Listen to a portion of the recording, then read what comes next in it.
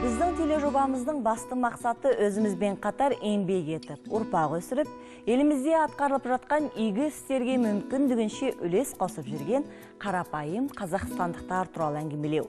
Солардың бірі әнші, композитор, әрі ақын Сания Исмаил.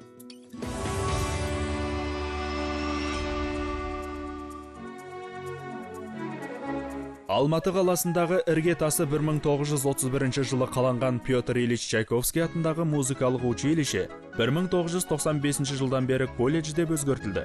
Мұнда 35 жылдан бері ұйғыр бөлімі жұмыс істеп келеді. Осы оқу орнын тәмамдаған композитор Құддыс Қожамияров, әнші Нуралим Варисов, композитор Дүлмұрат Бахаров, музыкант Азиз Масимов сияқты көрнекті өнер саңлақтарының қатарында әнші композитор Сания Исмаил да бар.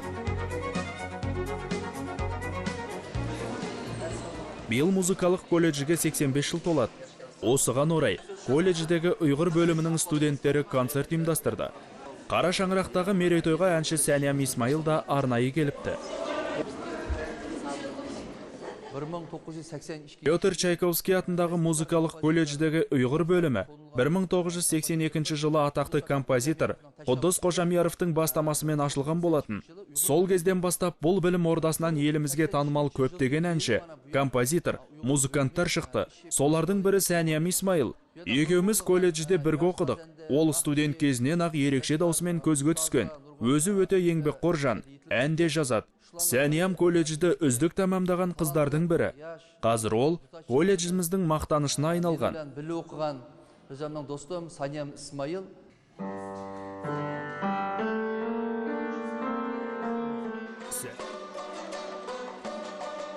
Бала күнінен музыкаға жақын болған жас әнші мектепті үздік тәмамдап, Алматы қаласындағы Петр Чайковский атындағы музыкалық колледжге оқуға түседі.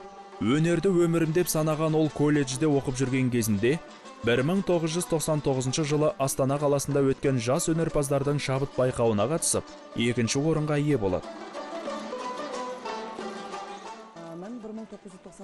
Мен музыкалық колледжде ұйғыр халқының ұлттық саз аспабы дутар және композиторлық өнер мамандығы бойынша білім алдым. Осы білім ордасында өткен 4 жылда таңдаған мамандығым бойынша көп нәрсе үйрендім. Теория мен тәжірибені ұштастырып, білімімді шыңдадым. Осының барлығын қазір шығармашылығымда қолданып келем. Шара барысында Сания Исмаил ұстаздарын, жас өнерпаздар мен әріптестерін атаулы күнмен шын жүректен құттықтап, алғысын білдірді.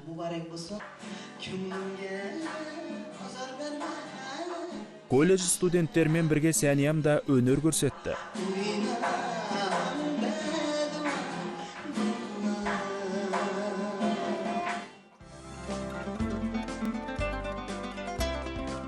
Сания Исмаил 2002 жылы Петр Чайковский атындағы музыкалық колледжді тәмамдағаннан кейін, әрі қарай білімін жетілдіру мақсатында Құрманғазы атындағы Қазақ мемлекеттік консерваториясына оқуға түседі. Мұнда да ол композитор және дутаршы мамандығы бойынша білім алады.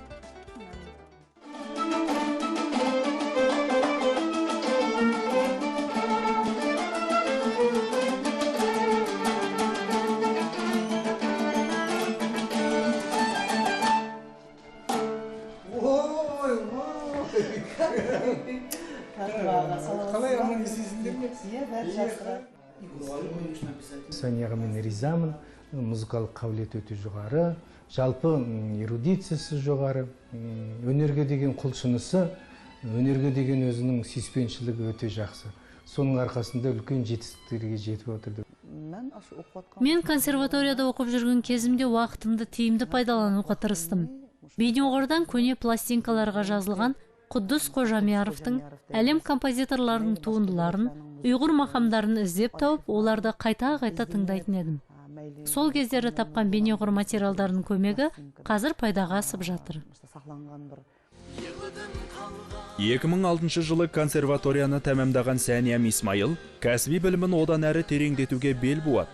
Сөйтіп, ұйғыр музыка өнерінің, халық әндерінің тарихын зерттеп үйрену мақсатында Қытай Халық Республикасы Шыңжаң ұйғыр автономиялы ауданына аттанады. Ол Шыңжаң өнер институтының мақам факультетіне оқуға түседі. Мұнда атақты музыкант Нұрмахаммат Тұрсын, әнші Айшигүл Мәмәт тағы басқа да кәсіби мамандардан 2 жыл дәріс алады. 2008 жылы туған жеріне оралып, Алматыдағы Құддыс Қожамияров атындағы Ұйғыр музыкалық комедия театрында алғашқы жеке концертін қойды.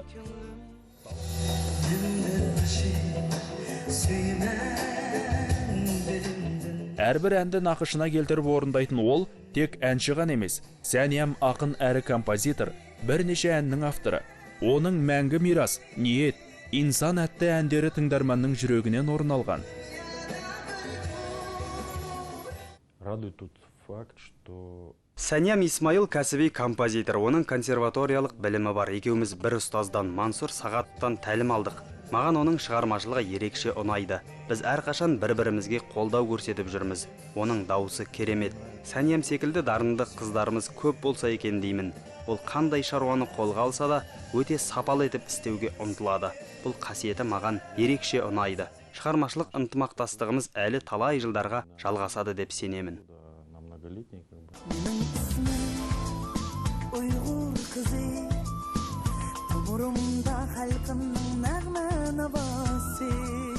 Сәниямның орындауындағы әндерге көбінесе ұйғыр мәдениеті, өнері, салт дәстүрлері, әдет ғұрпы тарихы мен қол өнері арқау болған. Сәниям репертуар таңдауда да өте талғампаз әнші. Әнді тыңдарман жүрегіне жеткізе біледі. Ғұмырын сахнаға арнаған Сәниям Исмаил жыл соңына дейін жеке концертін беруді жоспарлап отыр.